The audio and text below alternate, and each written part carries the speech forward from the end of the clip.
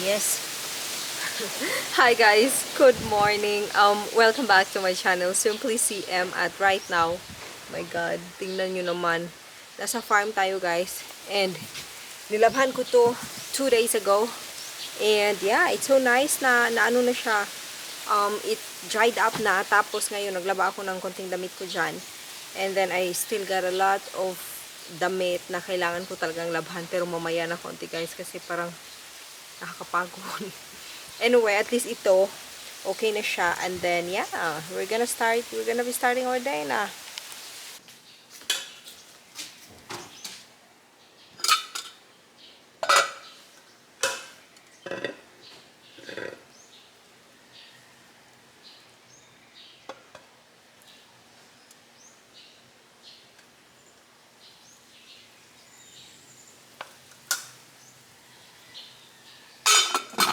Yan. My God. Kain tayo, guys. Let's eat.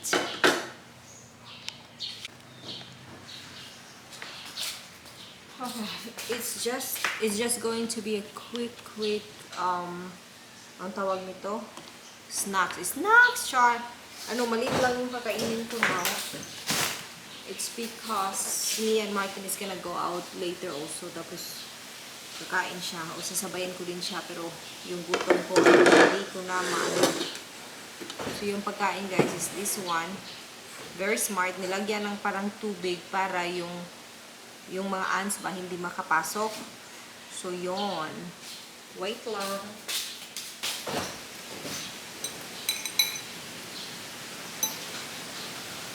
Fish. Ito na yan. That's good enough for me. Tapos, yan.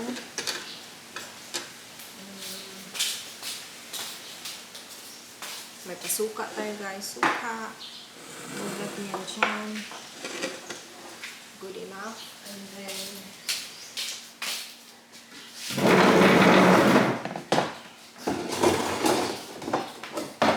lagyan natin dyan. Then I can sit down and eat in peace.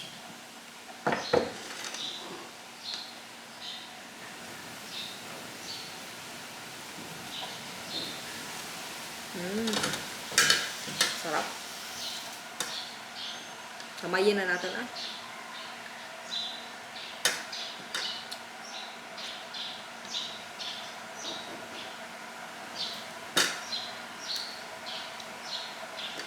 So guys, as you can see, nasa farm place pa rin kami ng ng sister ko. And then, it's me, Martin, and my tiyo who's here.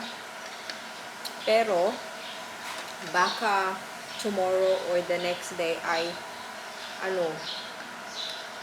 tawag yan? Punta kaming city. Kasi yung mama ko andun. Tapos medyo may sakit siya kaya hindi siya nakakapunta dito na.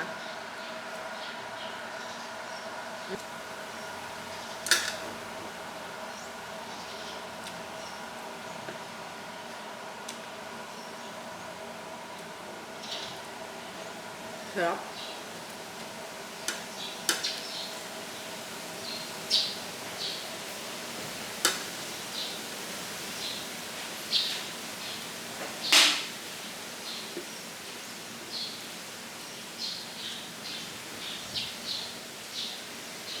Dati no, yung bata-bata pa ako ba, parang hindi ko talaga gusto yung isda. Alam mo yun, yung gusto nyo lagi yung parang pork, yung mga ganon, chicken. Pero, at this point, isda na talaga yung kinikrave ko guys.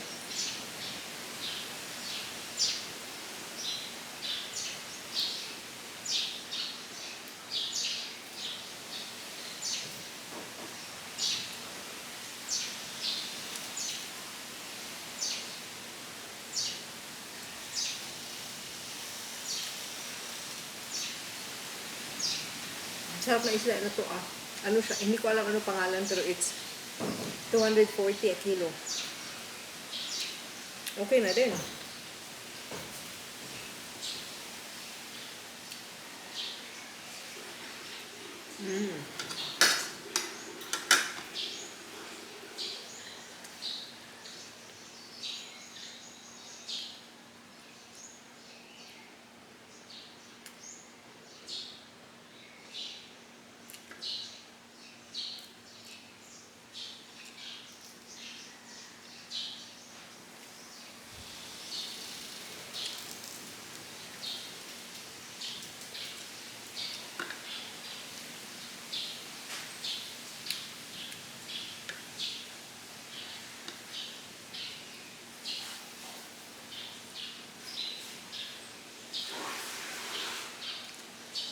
Oh, shit.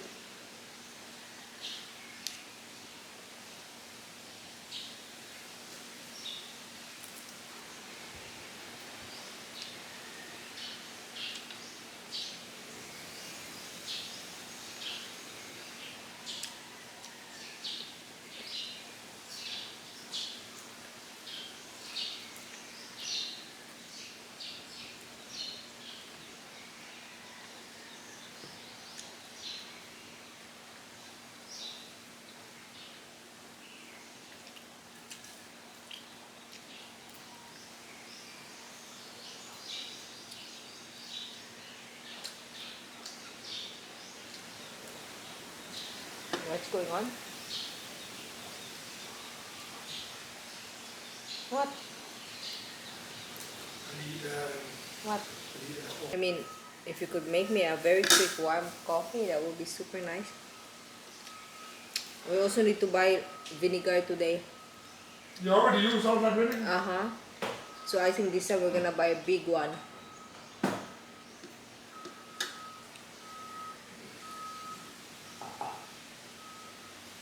But I'm telling you, where is your coffee? There. Table.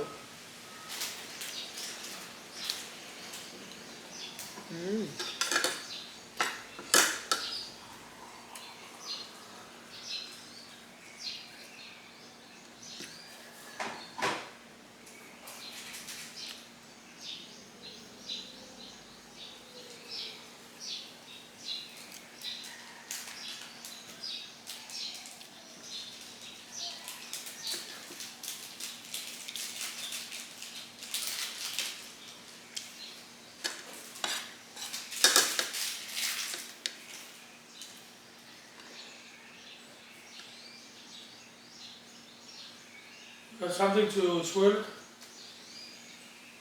I don't just use your... Oh, here.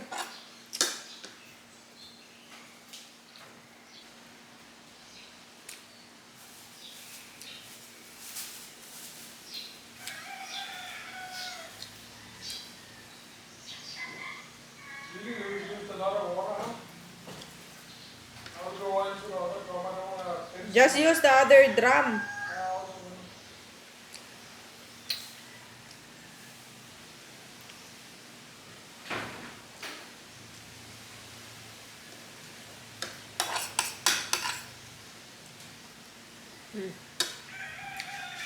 Sarap.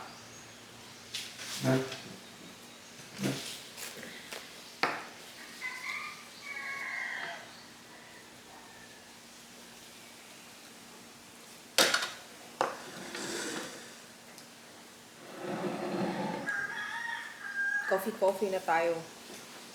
Oh my God. Oh my God, life. Anyway guys, may sabihin pala ko sa inyo ba, yesterday, grabe yung nangyari pala sa akin. Hindi ko, i-update ko muna ko ng mabilisan.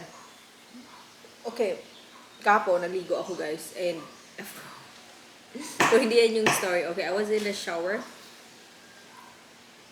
I was in the shower area, tapos, bigla ba naman na parang alam mo yung, parang feeling mo sumakit yung ulo mo, yung chan mo, ganyan, na parang, mahihimatay ka ba? Of course, I was naked because I was in the shower. So I had to like find my towel and wrap it on me. And then, alam mo yung parang nag-hold ka sa wall kasi feeling mo talaga matutumba ka na. Kung naisip ko din, baka matumba talaga ako and it's wet and all that. So, yung ginawa ko guys, I ran towards the room because I know Martin is in the room. And I was sitting in there and I asked him, parang I'm not really feeling well, if he could get me a like warm water. At alam mo ba na ito si Martin, I think para it took not long time, but you know, he was thinking that I was pranking him. Ganon. Pero, the next thing he know daw, ako daw is parang super pale na.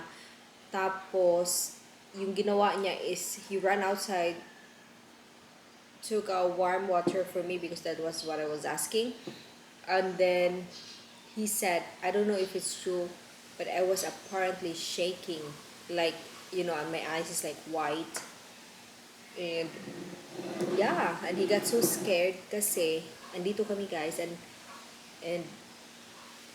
I mean, there's no car in here. There is a motorbike, but of course, if I'm sick like that, you cannot put me in the motorbike. So he was like, all the realization, like, okay, what number to call? And I didn't know that you can call 911 already. So it's just in the US. I mean, I've been away in the Philippines. Um, so hindi ko na talaga alam. So I found out na 911 pala yung tatawagan, if ever. And then it will connect to the nearest area here para then they will send out ambulance or whatever do you need. So yun yung nangyari guys. Tapos yung ginawa sa akin, pinagsasampal-sampal ko ni Martin para daw alam mo yun, parang mabalik ba. But shock talaga siya kasi I was so pale and I was shaking and my eyes were all white. Tapos yung dito ko, ewan ko ba kung saan niya nabasa yan, yung dito sa ears ko yung ganito, pininch niya yung sobra-sobra kasi yun daw yung parang nabasa niya na if somebody collapse or something, ito daw yung dapat i-pinch mo na parang mabalik siya. Pero effective naman, pero until yung masakit pa rin siya. So anyway, yun yung nangyari. Ewan ko. It's parang siguro parang ang dami kasi iniisip ba? Dami iniisip, ganyan. Yung mama ko may sakit din.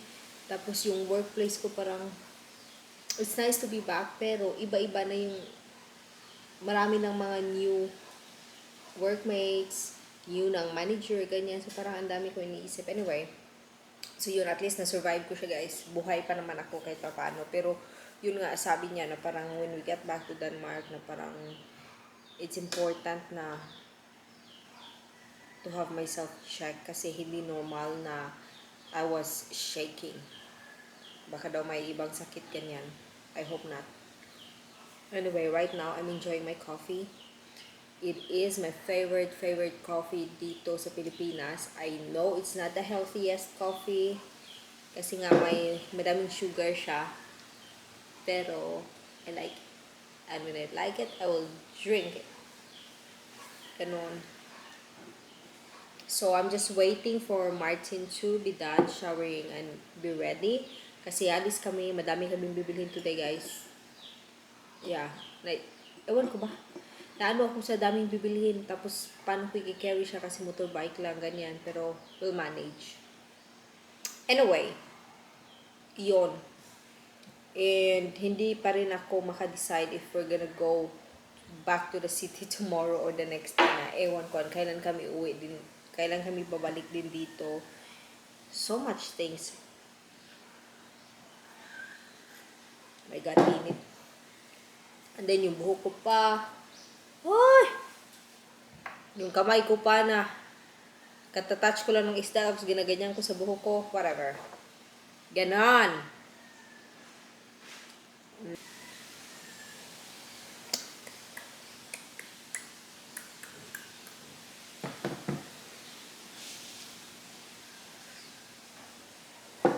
Linis muna tayo.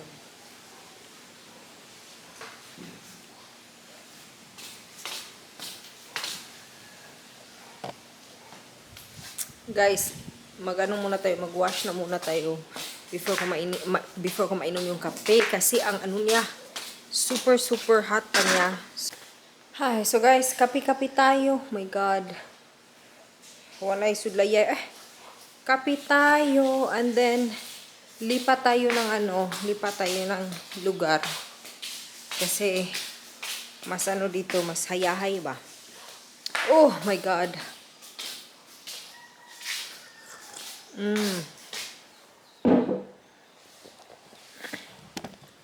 Christmas tree na hindi pa na tawagan, o pa nahipos guys ba? It's because parang may special way of hipos siya. So ayaw ko siyang anuhin. Baka magkamali pa ako. Ganyan. So it's my sister's job. She will do it when she get the time to come here. Maganda din kahit ano na rin. Today ay February na guys, magma-March na pero Christmas spirit pa rin. So upo na muna tayo, we're having coffee.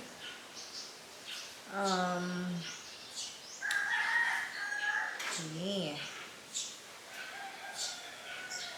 Ah, my God, yung mata ko.